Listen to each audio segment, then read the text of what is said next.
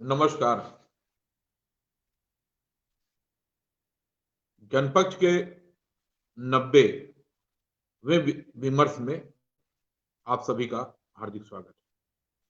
आज हम राजनीति में उस विषय पर अब बात रखने जा रहे हैं जो सबसे अहम विषय होता है। राजनीति में कार्यकर्ताओं का बड़ा महत्व होता है। राजनीति में संदेश का बहुत बड़ा महत्व होता है और इस बात को सभी स्वीकारते हैं, सभी राजनीतिक दल इस बात को स्वीकारते हैं और इसी बात को लेकर के हिंदुस्तान की राजनीति में अपना अलग और विशिष्ट स्थान रखने वाले समाजवादी आंदोलन के पुरोधा, समता संपन्नता को जीवन से जोड़ने की अवधारणा को मूर्त रूप देने वाले, आम जन के अधिकारों की वकालत सदन से लेकर सड़क तक करने वाले डॉक्टर राम मनोहर लोहिया ने बहुत अच्छी तरीके से इसको वर्णित किया था।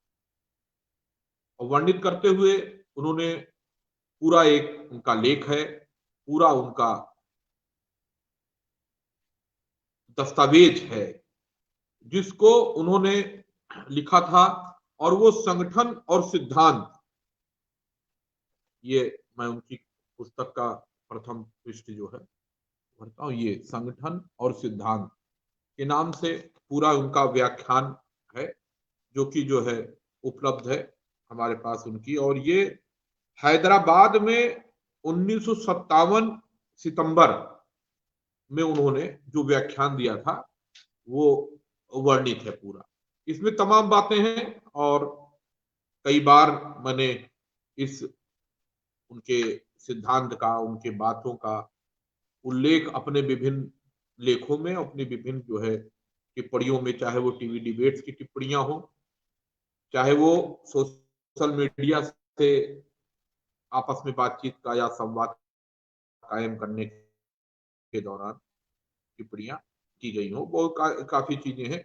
और इसको भी आज मेरा प्रयास रहेगा कि कुछ ना कुछ इसमें आप लोगों को साझा करें, आपसे साझा करें। साथ ही साथ अगर कोई साथी ऐसे हैं जो इन विषय पर हमसे जुड़ करके अपनी भी बात रखना चाहते हैं तो वो हमारे व्हाट्सएप नंबर पर हमको मैसेज कर सकते हैं। हमारा व्हाट्सएप मैसेज हमेशा भी जैसे चल रहा है, तो इसमें भी नीचे आप देखेंगे कंटेंट में, तो उसमें नंबर पड़ा हुआ है, उस पर आप कर दीजिए, आपको मैं लिंक भेज दूंगा, आप हमारे सीधे डिबेट से जुड़ जाएंगे। तो इसमें अभी हम बात डॉक्टर राम मनोहर लोहिया की ये जो पूरा कथन था इस पर हम अभी केंद्रित करेंगे, आएंगे। लेकिन एक बड़ी घटना हुई, बड़ी चीज हुई है। राजनीति में होती रहती है, राजनीति कोई एक दिन का खेल या कोई मनोरंजन तो है नहीं, ये सतत प्रक्रिया है, चलती रहती है। तो इसमें एक चीज हुई कि कांग्रेस पार्टी के नेता राहुल गांधी जी ने भारतीय जनता पार्टी के राष्ट्रीय अध्यक्ष जेपी नड्डा जी को संदर्भ आने पर उन्होंने कहा कि मतलब हु इज नड्डा, कौन है। और उसी क्रम में तमाम कांग्रेस के लोगों ने अपना ट्विटर से लेके सब लोगों पर लिखा, तो ये अपने नेता के पीछे। लेकिन वो फिर उसके बाद तमाम टिप्पणियों में ट्विटर से लेके सारे जगह और विमर्श में आ गया कि इसी तरह की बात तो जो है स्मृति ईरानी को लेकर के अमेठी में प्रियंका गांधी ने कहा था कि कौन स्मृति। तो अब सभी लोगों ने देख लिया राजनीति में कि राहुल को हराने वाली स्मृति। उसके पहले भी तमाम इस तरह की बात हुई कि ये अमित शाह, नरेंद्र मोदी कौन है, मैं तो जैसे आजम खान साहब कौन, अमित शाह नहीं जानते हैं, अब सब लोग देख रहे हैं और सब लोग जान रहे हैं, वो भी जान रहे हैं। तो इन सारी चीजों पर राजनीति के जितने विमर्श होते हैं, जितने पहलू होते हैं, सब पर बहुत बढ़िया से क्या भूल होगी, क्या चूक होगी, क्या सावधानी रखनी, क्या करना चाहिए, इसको बहुत अच्छे तरीके से डॉक्टर राम मनोहर लोहिया वर्णित कर चुके हैं। लेकिन अफसोस की बात है कि लोग अध्ययन नहीं किए, खासकर जो खुद को समाजवादी पार्टी, समाजवादी आंदोलन से जुड़े लोग कहते हैं, उनसे कहीं ना कहीं चूके हुई। और चूक का खामियाजा ये होता है कि आप लोकतंत्र में खाम चले जाते हैं हाशिए। और फिर आपके पास वापसी का अवसर रहता है, लेकिन आप क्यों नहीं आ पाते हैं या कहाँ चूक होती है, जब तक वो आप नहीं समझेंगे तब तक दिक्कत रहेगी। तो अभी मैं फिर लौटता हूँ, जो भारतीय जनता पार्टी के जेपी नड्डा राष्ट्रीय अध्यक्ष हैं, उनके विषय में जो टिप्पणी हुई, तो 1 साल उन्होंने अपना बतौर अध्यक्ष पूरा किया। उसके पहले उनका राजनीतिक एक इतिहास है, छात्र जीवन से लेकर के फिर वो जेपी मूवमेंट में भी रहे, समाजवादी तबीयत के हैं, और अब वर्तमान में एक लंबा सफर तय करते हुए मंत्री भी रह चुके हैं, तो वो भाजपा के अध्यक्ष। अब ऐसे में बहुत आश्चर्य लगता है कि कोई कहे कि कौन, तो लेकिन उसके बाद एक चीज और हुई कि 1 साल पूरा होने पर जयप्रकाश नड्डा जी ने अपना एक पत्र लिखा कार्यकर्ताओं को, राजनीतिक कार्यकर्ताओं को अपने भारतीय जनता पार्टी, और बहुत सारे तमाम साथियों ने उसको पढ़ा भी होगा, पूरा पढ़ा होगा, सुना होगा। लेकिन जनपक्ष के इस कार्यक्रम में अपनी ये भूमिका और प्रस्तावना रखने के बाद हम चाहते हैं कि आप जयप्रकाश नड्डा जी के उस पत्र को जनपक्ष के कार्यक्रम में सुने, और इस दरमियान जो जुड़ना चाहते हैं वो हमें व्हाट्सएप कर देंगे। इसके बाद हम उनको लिंक भेज देंगे, वो जुड़ जाएंगे। फिर हम डॉक्टर लोहिया के संगठन और सिद्धांत के संदर्भ में इस पत्र को, इस घटनाक्रम को पढ़ेंगे। तो आइए सुनते हैं भाजपा के राष्ट्रीय अध्यक्ष जयप्रकाश नड्डा जी का वो पत्र जो उन्होंने लिखा है। भारतीय जनता पार्टी के माननीय राष्ट्रीय अध्यक्ष श्री जगत प्रकाश नड्डा जी द्वारा पार्टी के राष्ट्रीय अध्यक्ष के रूप में अपने प्रथम वर्ष के सेवा काल के पूर्ण होने पर पार्टी कार्यकर्ताओं को संबोधित करते हुए लिखा गया पत्र। भारतीय जनता पार्टी के राष्ट्रीय अध्यक्ष के रूप में मैं आप सभी का हृदय से आभार प्रकट करना चाहता हूं। आप सबने यशस्वी और कर्मयोगी प्रधानमंत्री आदरणीय श्री नरेंद्र मोदी जी के नेतृत्व में अपनी त्याग, तपस्या और परिश्रम के बल पर कोविड संक्रमण के इस चुनौतीपूर्ण समय में पार्टी चुनावों में विजय प्राप्त करना, आम जन के प्रति समर्पित सरकारें देना तो हमारा संकल्प है ही, लेकिन एक राजनीतिक दल किस तरह की सेवा सेतु बन सकता है, इसका अप्रतिम एवं अनुकरणीय उदाहरण भी अपने प्रतिस्थापित किया है। माननीय प्रधानमंत्री श्री नरेंद्र मोदी जी ने 130 करोड़ देशवासियों को कोविड के खिलाफ निर्णायक लड़ाई के लिए न केवल तैयार किया, बल्कि गरीब कल्याण योजना, आत्मनिर्भर भारत और वोकल फॉर लोकल अभियान के माध्यम से गरीब व्यक्ति की चिंता करते हुए देश की अर्थव्यवस्था को भी गतिमान किया। गत वर्ष कई मायनों में एक ऐसा कालखंड रहा है जिसका पूर्व में उदाहरण नहीं मिलता। ऐसे समय में आप सबने जिस तरह एकजुट होकर मानवता की सेवा की और पार्टी को जन जन तक पहुंचाने के लिए जिस सहजता, सुगमता और परिश्रम से एकजुट होकर कार्य किया, वह अद्वितीय था। इसके लिए मैं आप सबका हृदय से आभार प्रकट करता हूं।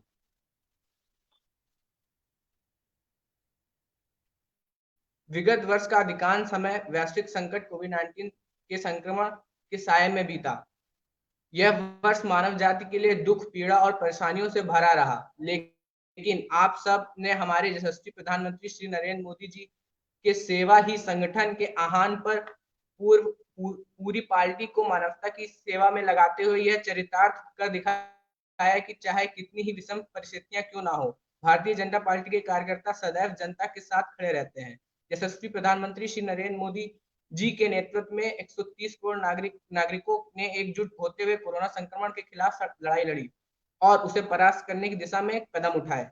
यह माननीय प्रधानमंत्री जी की दूरदर्शी नीतियों का ही परिणाम रहा कि देश में कोविड संक्रमण की रफ्तार पर लगाम रहा, मृत्यु दर सबसे कम रही और रिकवरी रेट लगातार बढ़ता ही गया। उनके आह्वान पर देश के वैज्ञानिकों ने एक नहीं बल्कि दो मेड इन इंडिया वैक्सीन को लॉन्च किया, जो दुनिया के गिने चुने 4-5 देश ही कर पाए हैं। जहां कोविड के सामने दुनिया के बड़े बड़े शक्तिशाली देश भी अपने आप को असहाय महसूस कर रहे हैं, वहीं भारत ने दुनिया को रास्ता दिखलाया कि कैसे कोरोना जैसी महामारी का मुकाबला कर उसे परास्त किया जा सकता है। कोविड काल में देश और दुनिया को नई दिशा दिखाने वाले हमारे कर्मयोगी प्रधानमंत्री जी का मैं हार्दिक अभिनंदन करता हूं। मुझे गौरव की अनुभूति होती है जब दुनिया कहती है कि भारतीय जनता पार्टी ने विश्व का सबसे बड़ा सेवा कार्यक्रम चलाया। ये आप सबके परिश्रम और समर्पण के कारण ही संभव हुआ है। आप सबने अपनी जान की परवाह किए बगैर अभियान के तहत देश के लगभग 30 करोड़ लोगों तक फूड पैक्स व राशन किट पहुंचाई, लाखों बुजुर्गों एवं करोड़ों वस्तु उपलब्ध कराई, करोड़ों की सेवा में फेस कवर एवं सैनिटाइजर का वितरण किया और सुदूर दुर्गम क्षेत्रों में भी त्वरित सहायता पहुंचाई। मैं आप सबके त्याग, समर्पण और सद्भावना को नमन करता हूं। जब हमारे पास आदरणीय नरेंद्र मोदी जी जैसी नेतृत्व क्षमता है, तो चुनावी रणनीति में भाजपा के संगठन और कार्यकर्ता शक्ति की कोई तुलना ही नहीं हो सकती। आदरणीय मोदी जी के नेतृत्व में भाजपा को हर चुनाव, उपचुनाव में सफलता मिली है। हर चुनावी जीत में हमारे कार्यकर्ताओं की मेहनत अमूल्य थी। आपने परिश्रम की पराकाष्ठा करते हुए बिहार विधानसभा चुनाव में 11 प्रदेशों में उपचुनाव से लेकर 10 स्थानीय निकाय चुनाव में पार्टी को अभूतपूर्व विजयश्री दिलाई। बिहार में केवल 110 सीटों पर चुनाव लड़ते हुए 67% तक की स्ट्राइक रेट के साथ भाजपा ने 74 सीटों पर जीत दर्ज की और एनडीए की पुनः सरकार बनी। वहीं उपचुनाव में मध्य प्रदेश में 28 में से 19, गुजरात की 8 की 8, उत्तर प्रदेश में 7 में 6, मणिपुर में 5 में से 4, कर्नाटक में 2 की 2 और तेलंगाना की एकमात्र दुपक्का सीट पर हुए उपचुनाव में भाजपा ने जीत का परचम लहराया। लद्दाख हिल डेवलपमेंट काउंसिल के चुनाव में 26 में से 15 सीटों पर पार्टी ने जीत दर्ज की। ग्रेटर हैदराबाद जीएचएमसी और बोडोलैंड टेरिटोरियल काउंसिल के चुनाव में भी पार्टी ने शानदार जीत दर्ज की। राजस्थान, गोवा, जम्मू कश्मीर, कर्नाटक, महाराष्ट्र और अरुणाचल में हुए स्थानीय निकाय के चुनावों में भाजपा ने अभूतपूर्व विजय प्राप्त की। इन चुनावों में देश के गांव, गरीबों, किसान का भरपूर आशीर्वाद भारतीय जनता पार्टी को मिला। जम्मू कश्मीर में पहली बार हुई डीडीसी के चुनाव में भारतीय जनता पार्टी सबसे बड़ी पार्टी के रूप में उभरी। मैं आपके अथक परिश्रम का अभिनंदन करता हूं। आप सबने एक ओर जी जान से मानवता की सेवा की, तो वहीं दूसरी ओर आपने नागरिकता संशोधन कानून से लेकर कृषि सुधार कानून और चीन के साथ सीमा विवाद पर कांग्रेस एवं उसकी सहयोगी पार्टियों के दुष्प्रचार को भी जनता के सामने उजागर किया। आपने महान मनीषी डॉक्टर श्याम सुंदर प्रसाद मुखर्जी एवं पंडित दीनदयाल उपाध्याय जी के देश के विकास एवं गरीब कल्याण सपनों और सिद्धांतों को तथा ए पार्टी ऑफ ऑल इंडिया और ए पार्टी विद ऑल इंडिया के विजन को साकार करने की उपलब्धि हासिल की। आपने माननीय प्रधानमंत्री के आत्मनिर्भर भारत और वोकल फॉर लोकल को लेकर देश भर में जागरूकता अभियान शुरू किया और आम जनता से जन संवाद और केंद्र सरकार की हर योजना को जमीन पर उतारने में महत्वपूर्ण भूमिका निभाई। मैं पश्चिम बंगाल, जम्मू कश्मीर और केरल के पार्टी कार्यकर्ताओं का विशेष रूप से धन्यवाद करना चाहूंगा, क्योंकि उन्होंने कठिन परिस्थितियों में कार्य करते हुए अपने त्याग एवं समर्पण से पार्टी की विचारधारा को जन जन तक पहुंचाने का महती कार्य किया है। लगातार सुरक्षा घेरे में रहने वाले मुझ जैसे देश की सबसे बड़ी राजनीतिक पार्टी के अध्यक्ष पर भी जब पश्चिम बंगाल में दिन के उजाले में जानलेवा हमला हो सकता है, तो ऐसी स्थिति में पार्टी के आम कार्यकर्ता किस मुश्किल में कार्य करते होंगे, यह आसानी से समझा जा सकता है। विगत कुछ वर्षों में पार्टी के 300 से अधिक कार्यकर्ता एवं समर्थकों की पश्चिम बंगाल में निर्मम हत्या हुई है। मैं उन सभी वीर कार्यकर्ताओं और अपनी विनम्र श्रद्धांजलि देते हुए यह प्रण लेता हूं कि उनकी शहादत कभी व्यर्थ नहीं जाने जाएगी। पश्चिम बंगाल की तानाशाह तृणमूल सरकार को लगता है कि हमारे निरपराध कार्यकर्ताओं की हत्या कर भारतीय जनता पार्टी के आचार विचार, संस्कार और विस्तार को दबाया जा सकता है, तो यह उसकी भूल है। मुझे विश्वास है कि इस बार विधानसभा चुनाव में पश्चिम बंगाल की जनता लोकतांत्रिक तरीके से राज्य की निर्दयी सरकार को करारा जवाब देगी और पश्चिम बंगाल में कमल खिलेगा।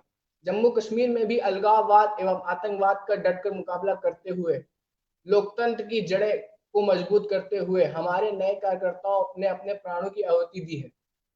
मैं उन सभी कार्यकर्ताओं को अपनी विनम्र श्रद्धांजलि अर्पित करता हूँ।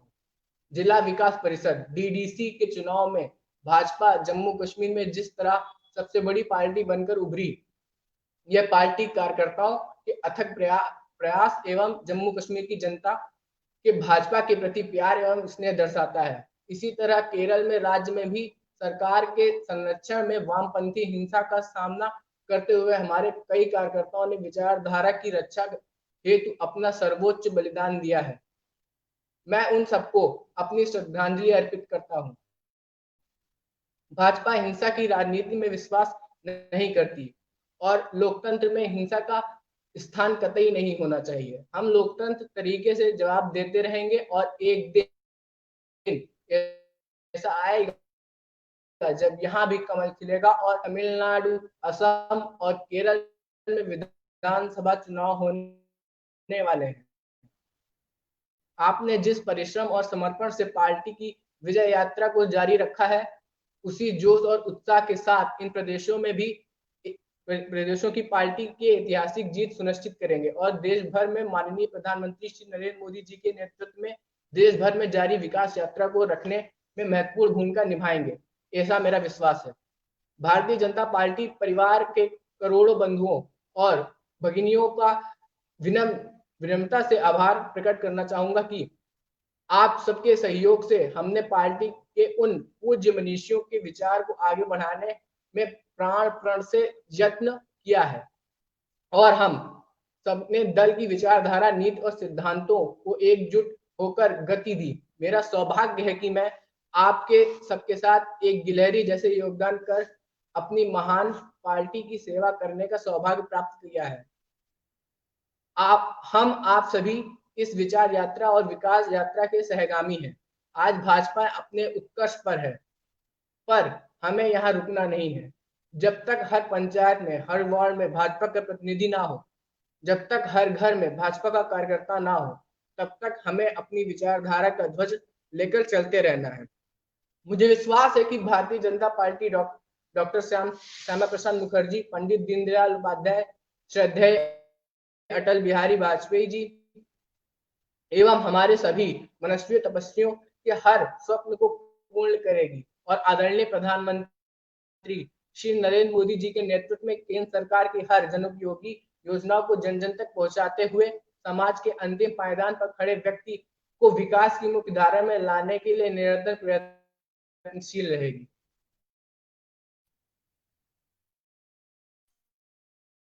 तो आपसे सुना और बहुत से लोगों ने पहले ही पढ़ा है कि जयप्रकाश नड्डा जी ने क्या लिखा राजनीतिक कार्यकर्ताओं को अपना संदेश 1 साल पूरा होने पर। कि ये जो पत्र है उन्होंने भारतीय जनता पार्टी के अपने कार्यकर्ताओं के लिए लिखा, लेकिन मेरा मानना है कि ये सभी राजनीतिक दलों के कार्यकर्ता को इसको पढ़ना चाहिए और पढ़ करके इसको थोड़ा सा मनन करना चाहिए, आत्मचिंतन करना चाहिए। इसलिए आत्मचिंतन करना चाहिए कि देखिए, राष्ट्रीय अध्यक्ष के पद पर होने के बावजूद, केंद्र में सत्ता होने के बावजूद जेपी नड्डा स्वयं को अपने ही संगठन में, कार्यकर्ता में अपने योगदान को गिलहरी की तरह योगदान मानते हैं। ये छोटी बात नहीं है, ये बहुत बड़ी बात है। इसी आचरण की सीख हमारे पूर्वजों ने, पुरखों ने दिया कि आदमी को बहुत जो है विनम्र होना चाहिए, विनम्रता होनी चाहिए आचरण में, विचारों में दृढ़ता और आचरण में विनम्रता, ये जो है हमारा जो है पूंजी होना चाहिए। तो सभी को ये सोचना चाहिए कि क्या हम जिस राजनीतिक दल में हैं, संगठन और संगठन के सिद्धांतों के प्रति इतना समर्पण है जितना समर्पण भारतीय जनता पार्टी के नेतृत्व अपने वक्तव्य हो या उनका कृतित्व हो, दोनों में नहीं भूलते हैं। देखिए, दीनदयाल उपाध्याय जी, श्यामा प्रसाद मुखर्जी को के विचारों को और उनकी डोर को और उनके नाम को, उनके चित्र को, जिक्र को भारतीय जनता रहा हो। अटल जी थे, आडवाणी जी, मुरली मनोहर जोशी, उसके बाद पूरा कल्याण सिंह जी, फिर अब नरेंद्र मोदी जी हैं, सब लोग हैं कि लोग अपने अपने आदर्शों को, जिनकी डोर पकड़ के, जिनके सिद्धांतों पर पहले जनसंघ पे भारतीय जनता पार्टी बनी, उस पर वो लोग अडिग रहते हैं। और सबसे अच्छी बात है जो दिल को सुकून देने वाली है कि ये लोग अपने आदर्शों को हमेशा याद करते रहते हैं और उनके कामों को आगे बढ़ाने की बात करते रहते हैं। और मैं की भावना मैंने नहीं देखी कि इनके अंदर मैं की भावना हो। एक तो हम की भावना रहती है सार्वजनिक और मिल करके कि सामूहिक हमारा नेतृत्व रहेगा। चेहरा भले समय समय पर किसी को आगे कर देते हैं, लेकिन लीडर एक हो जाता है, लेकिन निर्णय जो है सामूहिक होता है। तो ये कमियां हैं अन्य दलों में, राजनीतिक दलों में। कुछ दल, अगर आप पिछले कुछ 7-8 महीने के घटनाक्रम को उत्तर प्रदेश में देखें तो बहुत से दलों ने अपनी खामियों को दूर करने का प्रयास शुरू कर दिया है। राजनीति और जैसे एक दिन का खेल और मनोरंजन नहीं होता है, उसी तरह राजनीति में जो है जन जुड़ाव जो है पर्यटन टूरिज्म से नहीं होता है। अगर आप पर्यटन की यात्रा पर निकल करके और सोचिए कि हमने जनता को जोड़ लिया, तो उससे भी नहीं होता, लगातार होता है। जैसे अभी बंगाल का प्रयासरत है, तो कितना लंबा, पिछला भी 5 साल उन्होंने संघर्ष किया, फिर दौड़ रहे हैं। 300 से ज्यादा कार्यकर्ताओं, समर्थकों की हत्या का भी उन्होंने दावा किया, अपने पत्र में लिख किया, वहां पर मामले चलते हैं। तो ये कब हो रहा है? जब वहां सारे भाजपा के नेता कलकत्ता का, बंगाल का, लद्दाख का दौरा किया करते। तो जब नेतृत्व दौड़ता है तो कार्यकर्ता अपने आप जो है सजग होता है और वो चलता है। और जब नेतृत्व जो है शिथिल हो जाता है, बैठ जाता है किन्हीं कारणों से, विभिन्न कारणों से, तो कार्यकर्ता भी हताश और निराश हो जाता है। और निराशा के करतब भी डॉक्टर राम मनोहर लोहिया ने लिखा। मैं बार बार क्योंकि इन चीजों का जिक्र किया करता हूँ, जैसा कि मैंने आज पहले ही बताया था कि डॉक्टर लोहिया ने संगठन और सिद्धांत का जिक्र किया था। पूरा उनका लेख था 1957 में हैदराबाद, और वो पूरा है। मैं तो इस पर कई बार जो है 2008-9 से लेकर के कई बार इनको संदर्भित करते हुए लेख लिख चुका हूँ। ये डॉक्टर राम मनोहर लोहिया के लेख के जो उनका है आर्टिकल है, उनका करीब जो है 13 पन्नों का है। तो हैदराबाद 1957 जो है ये अंत में है। तो सभी इस पर विस्तार से भी चर्चा होनी जरूरी है। अब ये मैंने क्यों कहा था कि जयप्रकाश नड्डा जी का जो वक्तव्य है और संगठन और सिद्धांत डॉक्टर लोहिया जी से, देखिए डॉक्टर राम मनोहर ने पहले पन्ने के ही मतलब जो शुरुआत किया था इसमें, उस पर ही उन्होंने लिखा था कि जब पार्टी के अंदर ही 2 या 2 से ज्यादा गुट बनकर आपस में लड़ते हैं तो उनमें असल की बातें कम होती हैं और जगह, अफसरी, ओहदा, मंत्री आदि उसके मकसद ज्यादा होते हैं। तो विभिन्न राजनीतिक दलों को यह सोचना होगा कि उनके नेतृत्व में झगड़ा क्या है। उनके नेतृत्व का झगड़ा सिद्धांतों को लेके है कि अध्यक्ष पद और मंत्री पद या मुख्यमंत्री कौन बनेगा वो होगा। हाँ, और उसके बाद देखिए क्या कहते हैं डॉक्टर लोहिया ने ही पहले पार्टीबाजी गुटबाजी का फर्क आप समझ लो। मैं इसको ठीक समझता हूं जब तक कोई और रास्ता दुनिया नहीं निकाल पाती किसी भी देश का नागरिक पार्टी बनाए अपने उद्देश्यों और मकसदों को हासिल करने के लिए। मतलब डॉक्टर लोहिया ये मानते थे कि पार्टी बना करके काम करना कोई बुरा नहीं है। पार्टी बना करके आदमी आप काम अगर करना चाहते हैं तो आप अलग होइए। उस पर उन्होंने लिखा भी था एक और कि सुधरो या टूटो, समाजवादियों के लिए, कि आप लड़ाई झगड़ा करते हो, एक साथ रहते हो, तो इससे बढ़िया अलग पार्टी बना लो, आप अलग बढ़ के अपना काम करिए अपने। लेकिन एक ही पार्टी के अंदर जब अफसरबाजी के लिए गुट बनने लग जाते हैं तब ये चीज बड़ी खतरनाक होती है कि पार्टी तो एक है लेकिन उसमें अध्यक्ष कौन बनेगा, महामंत्री कौन रहेगा, फिर अध्यक्ष ठीक नहीं है तो ये नहीं। इसको बहुत खतरनाक मानते थे डॉक्टर राम मनोहर लोहिया। और उसके बाद यह भी हो सकता है कि एक ही पार्टी के अंदर कुछ सोचने विचारने के तरीकों को लेकर आपस में वाद विवाद हो, तो कहते थे उसमें कोई हर्ज नहीं। अगर पार्टी के काम करने के तरीके को लेकर के आपस में विचार विमर्श बहस हो रही है तो उसको सही मानते थे कि तो बहुत बहुत जरूरी है, बहुत हो। उन्होंने आगे लिखा, मैं तो मानूंगा कि एक ही पार्टी के अंदर ऐसा हो कि कुछ लोग खास करने के तरीकों को हमेशा के लिए अपनाते हुए वाद विवाद किया करें। मतलब पार्टी के अंदर आंतरिक लोकतंत्र की पुरजोर वकालत जो है अपने संग डॉक्टर राम मनोहर लोहिया खुद करते हैं। और ये चीजें उपलब्ध है, इसको इन चीजों को पढ़ना चाहिए, समझना चाहिए, खासकर नेतृत्व को पढ़ना चाहिए और जो वास्तव में राजनीतिक कार्यकर्ता है उनको जरूर पढ़ना चाहिए। अब इसी किताब के तीसरे पन्ने पर बहुत महत्वपूर्ण चीजें लिखी, जिन चीजों को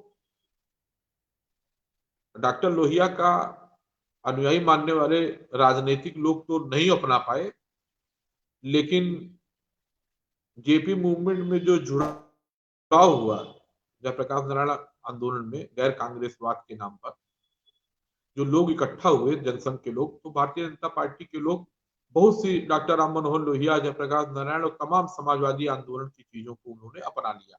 अब देखिए तीसरे पन्ने पर लिखते हैं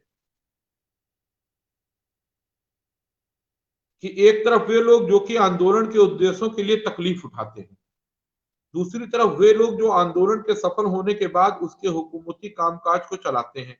और आप याद रखना कि संसार के इतिहास में हमेशा ही हुआ है, लेकिन इतनी बुरी तरीके से कभी नहीं हुआ हिंदुस्तान में। और मुझे खतरा लगता है कि कहीं सोशलिस्ट पार्टी की हुकूमत में भी ऐसा ना हो जाए कि लड़ने वालों का तो एक गिरोह बने और जब हुकूमत का काम चलाने का वक्त आए तब दूसरा गिरोह आ जाए।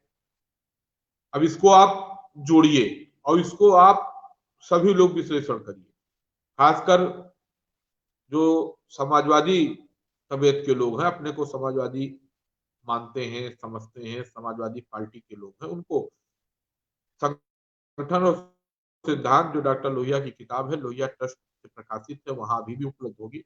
उसके तीसरे पन्ने पर डॉक्टर राम मनोहर लोहिया ने ये बात 1957 में कही, समाजवादी सोशलिस्ट पार्टियों की बारे में चिंता कि कहीं संघर्ष करने वाले दूसरे ना हो और सरकार बन जाए तो मजा मारने वाले दूसरे लोग हों।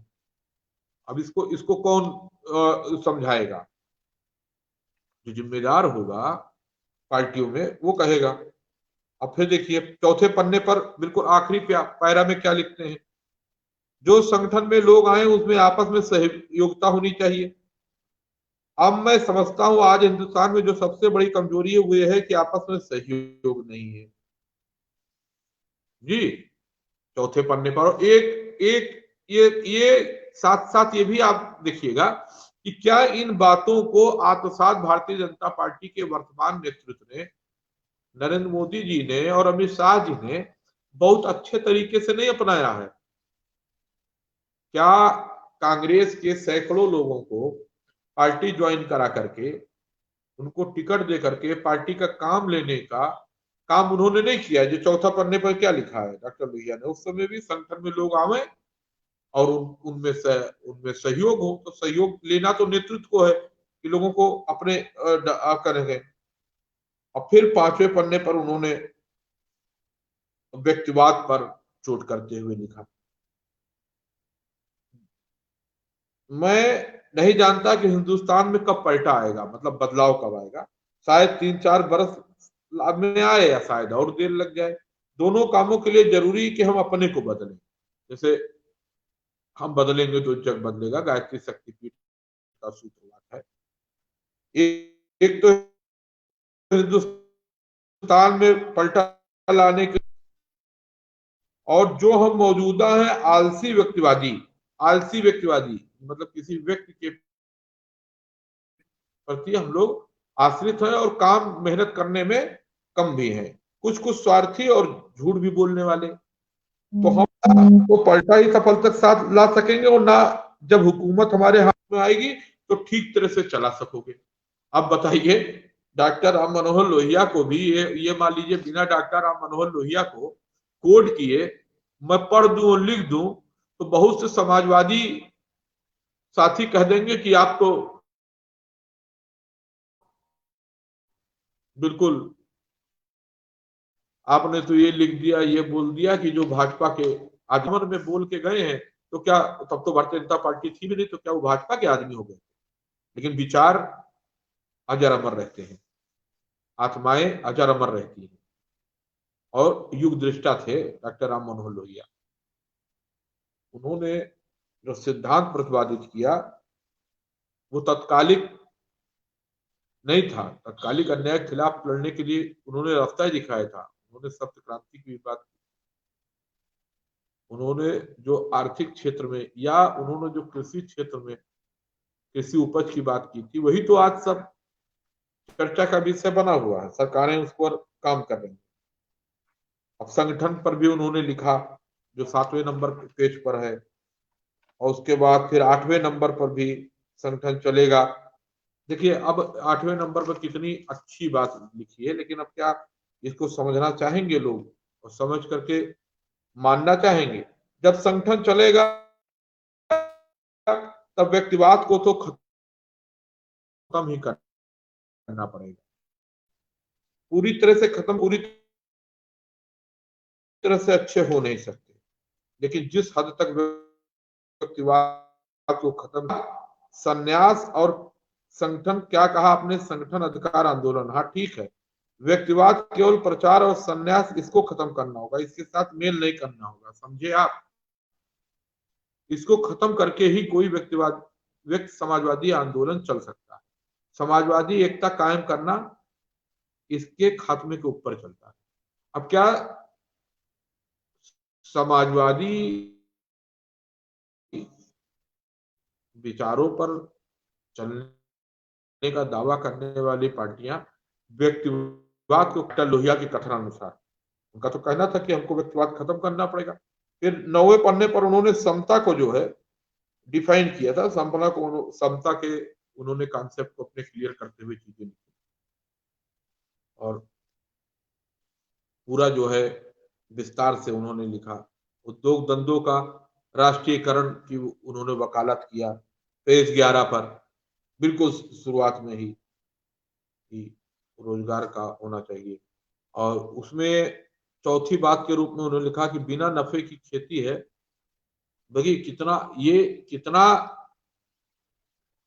कटु सत्य उन्होंने लिखा है डॉक्टर राम मनोहर लोहिया का, कि तीसरी बात की उद्योग धंधों का राष्ट्रीयकरण होना चाहिए, चौथी बात की जो बिना नफे की खेती है उस पर से माल गुजारी खत्म होनी चाहिए, पांचवी बात की शिक्षा में एक ऐसा दायरा है जहां संपूर्ण समता आजादी चाहिए, वहां संभव की जरूरत नहीं होगी, और वह कि 5 से 10 बरस तक प्राथमिक शिक्षा, जहां तक बिल्कुल संपूर्ण समता है, और जहां एक ही तरह के स्कूल हो, एक ही तरह का स्कूल हो, बिल्कुल उन्होंने बिल्कुल एक स्कूल, संपूर्ण और संभव समता के जोड़ को सोशलिस्ट पार्टी ने ठोस तरह से इन 5 चीजों को अपनाने कहा था। बहुत समाजवादी डॉक्टर लोहिया के विचारों पर चलने की बात करने वाली समाजवादी विचारधारा की कई पार्टियां ने शासन किया, क्या इन 5 चीजों पर शिक्षा के लेकर के एक समान शिक्षा नीति लागू कर पाई? ये हमको आपको सोचना पड़ेगा।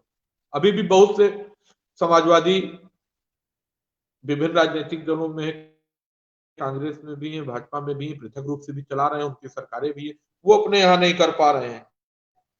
तो कुछ जितना हो सके उतना करने का एक प्रयास, एक बात, एक मादा होना ही चाहिए।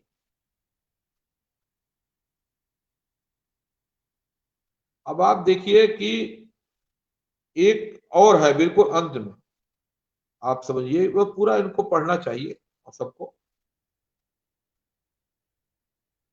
कि ये क्या 1 घंटा देश को, जैसे कि उन्होंने देखिए श्रमदान का भी पर जिक्र करते हुए, विनोबा जी का भी जिक्र करते हुए इन्होंने 12 नंबर पन्ने से शुरू किया था, श्रमदान पर उन्होंने लिखा था।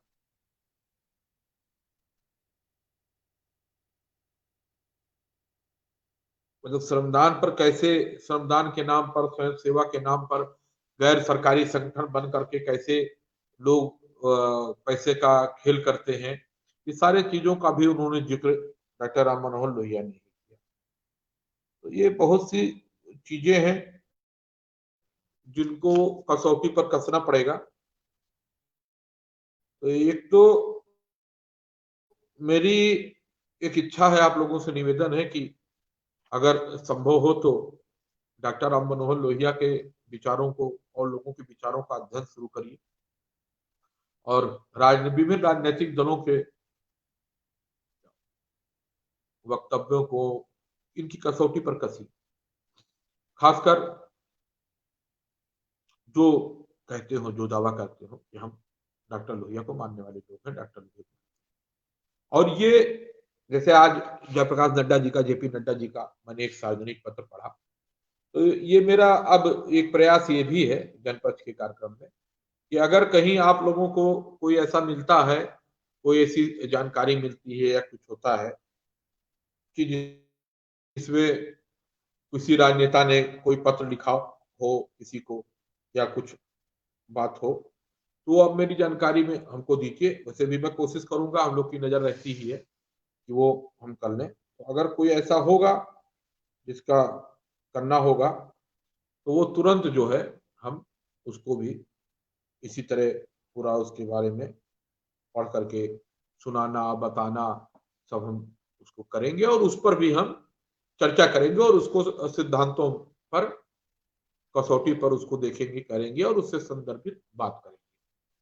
तो देखते हैं फिर किसी दिन किसी राजनेता का कोई पत्र, राजनीतिक अपने कार्यकर्ताओं को संबंधित कोई पत्र या कोई उनकी प्रेस विज्ञप्ति, उसको हम लोग इसी तरह बात करेंगे। फिर मिलेंगे हम लोग जनपथ के कार्यक्रम में अपनी बात रखने के लिए, साझा करने के लिए। धन्यवाद।